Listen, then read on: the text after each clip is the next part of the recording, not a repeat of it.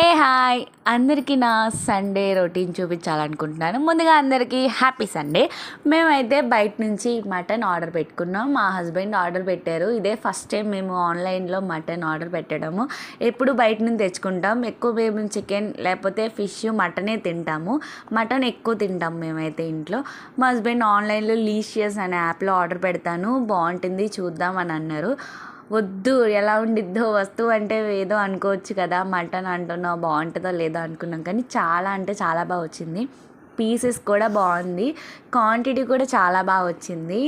అసలు ఫ్రెష్గా కూడా ఉంది. లీషియస్ అనే యాప్లో పెట్టుకున్నాం, కావాలంటే మీరు కూడా పెట్టుకోండి.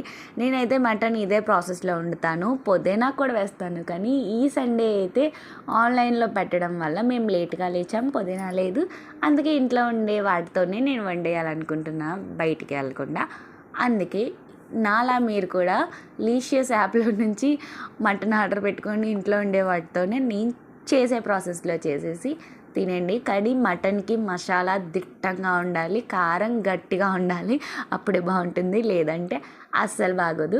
మేమైతే అలాగే తిన్నామంటే కళ్ళల్లో నుంచి ముక్కలో నుంచి నీళ్ళు రావాలి, ఒక్కొక్క ముక్కకి ఒక్కొక్క నీటి చుక్క కింద పడాలి, అంత ఘాటుగా ఉంటేనే మటన్ కూర అయితే చాలా బాగుంటుంది.